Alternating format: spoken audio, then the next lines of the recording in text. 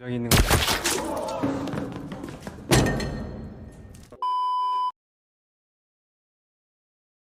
Di awal film, kita akan diperlihatkan sebuah toko kelontong dirampok oleh beberapa pria.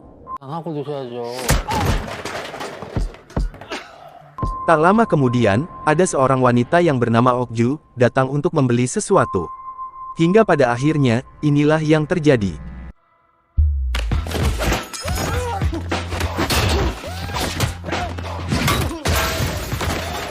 Kemudian scene berpindah ke sebuah pertunjukan tari balet. Di sana, ada salah satu penari balet yang tampak ketakutan. Penari itu bernama Min-hee. Karena ketakutan, Min-hee tak bisa berkonsentrasi pada pertunjukan tari balet ini.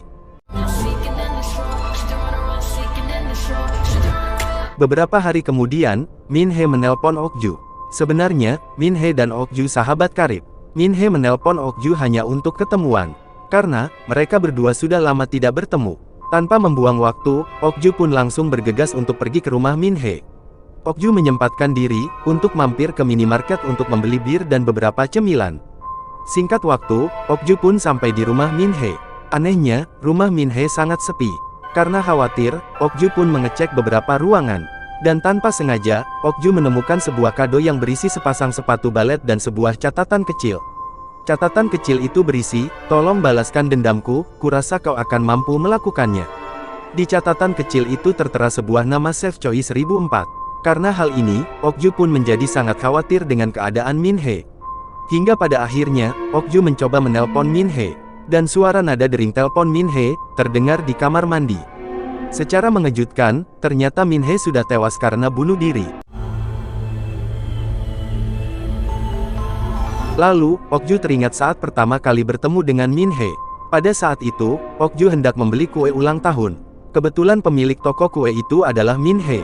Min-hee bertanya ke Okju, "Untuk siapa kue ini?" Okju menjawab, "Kue ini untukku, aku ulang tahun hari ini." Karena merasa kasihan dengan Okju, merayakan hari ulang tahunnya sendirian. Min-hee pun dengan senang hati menemani Okju untuk merayakan hari ulang tahunnya. 저건 뭐? Semenjak saat inilah, Okju dan Min-hee menjadi sahabat karib. Kembali ke masa kini, Okju pun mencoba mencari tahu tentang Chef Choi 1004 di internet. Ternyata, Chef Choi menjual aneka makanan secara online. Melihat itu, Okju pun mencoba untuk memesan seporsi makanan dari Chef Choi. Anehnya, Chef Choi tak mau merespon Okju, karena Okju hanya memesan seporsi makanan. Tak lama kemudian, lagi-lagi Okju teringat masa lalunya saat bersama dengan Min-hee. Lalu, ada nomor yang tak dikenal menelpon ke HP Min-hee. Karena penasaran, Okju pun mengangkat telepon itu. Ternyata yang menelpon itu adalah seorang pria. Dan pria itu mengatakan, bahwa ia ingin bertemu dengan Min-hee di jembatan Jamsu, pada esok hari jam 2 malam. Jika Min-hee tak datang, pria ini berjanji akan membunuh Min-hee dan keluarganya. Itu artinya, pria ini tak mengetahui, bahwa Min-hee sudah tewas karena bunuh diri. Pada esok harinya, Okju memperhatikan seorang pria yang mengajak Min-hee ketemuan semalam. Di sana, tampak pria itu sedang memberikan bingkisan kedua orang pria. Setelah Okju perhatikan, ternyata isi bingkisan itu berisi makanan. Dan di dalam makanan itu terdapat narkoboy. Tak lama kemudian, pria itu menelpon ke HP Min-hee. Untuk kali ini, Okju tak menjawab telepon pria itu. Karena penasaran, Okju mengikuti pria ini sampai ke rumahnya.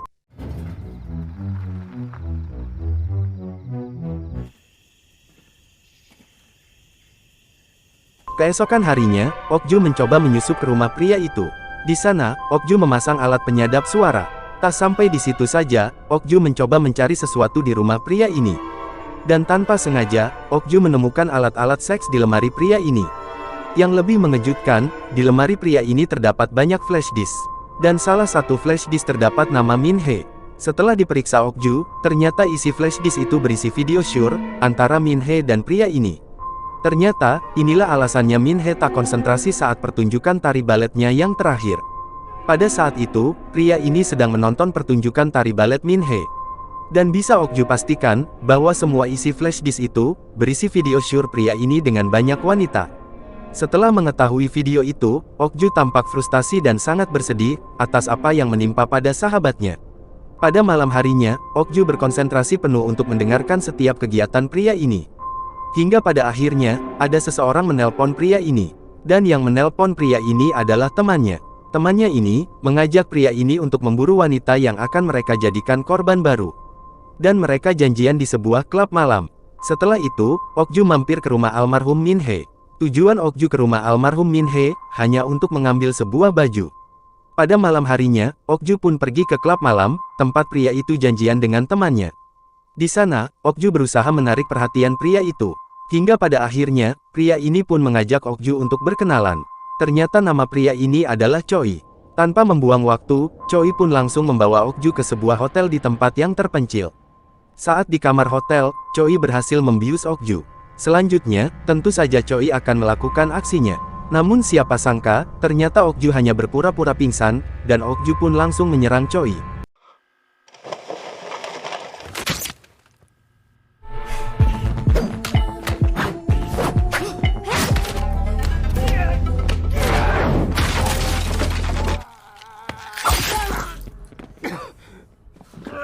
Di saat akan membunuh Choi, resepsionis hotel ini datang untuk membantu Choi.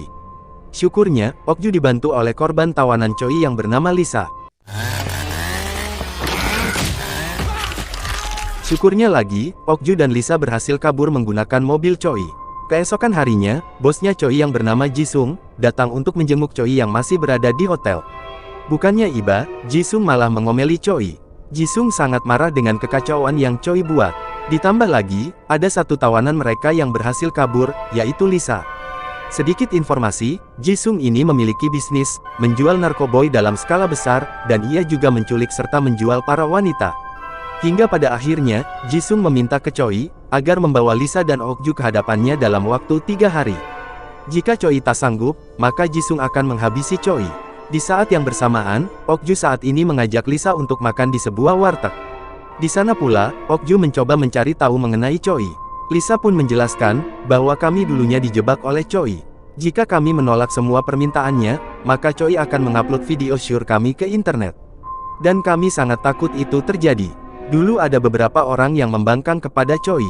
Yang terjadi selanjutnya, Choi mengupload video syur mereka ke internet. Hingga pada akhirnya, para korban menjadi sangat malu dan stres. Banyak para korban pada saat itu memilih untuk bunuh diri. Keesokan harinya, Choi menemui temannya yang bernama Mi-yun. Choi meminta tolong ke Mi-yun, untuk membunuh Okju dan Lisa dalam waktu 2 hari. Jika Mi-yun berhasil, Choi akan memberikan imbalan yang sangat banyak. Di tempat lain, Okju menemui teman lamanya untuk meminta bantuan. Okju meminta ke temannya, agar mencarikan senjata api ilegal. Temannya Okju pun menyarankan Okju, untuk membeli senjata dengan seseorang yang ia kenal. Pada siang harinya, Okju dan Lisa menemui seseorang itu. Siapa sangka, ternyata seseorang itu adalah sepasang tua renta. Mau tak mau, akhirnya, Okju pun membeli senjata sama sepasang tua renta ini.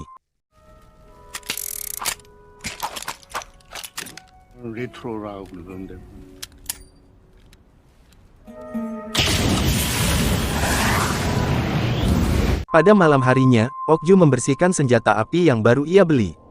Pada malam itu pula, Lisa mendesak Okju untuk segera menyerang Choi. Dengan santai, Okju menjawab, aku tak mau tergesa-gesa, jika aku serang sekarang, Choi saat ini pasti lebih waspada. Pada saat tengah malam, Okju keluar membeli cemilan untuk Lisa.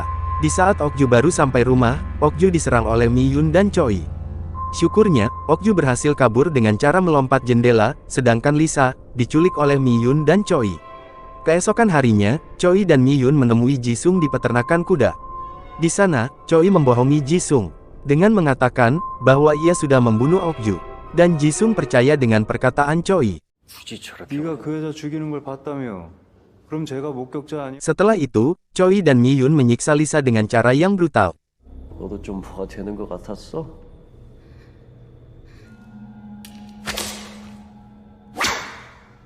Di saat yang bersamaan, Okju mendatangi hotel yang kemarin. Di sana, Okju bertanya ke para resepsionis ini tentang keberadaan Choi. Setelah mendapat informasi keberadaan Choi, Okju pun langsung membunuh resepsionis hotel ini.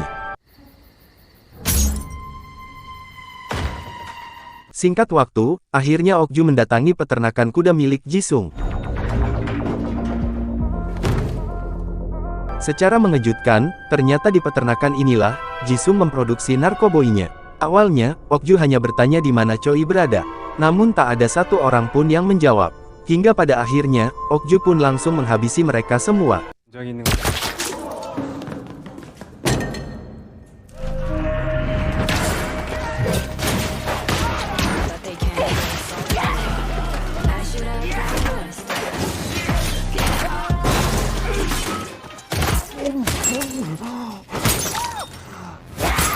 Lalu, Okju pun berencana akan pulang.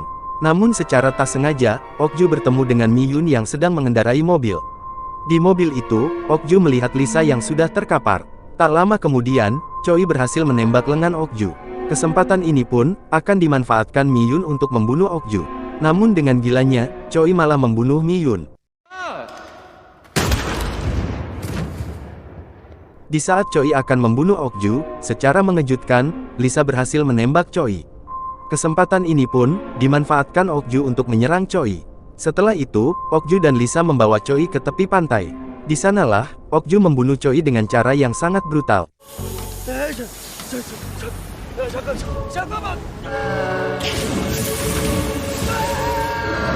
Di scene akhir, kita akan diperlihatkan Okju mengambil semua flash disk milik Choi. Okju berencana akan memusnahkan semua flash disk itu.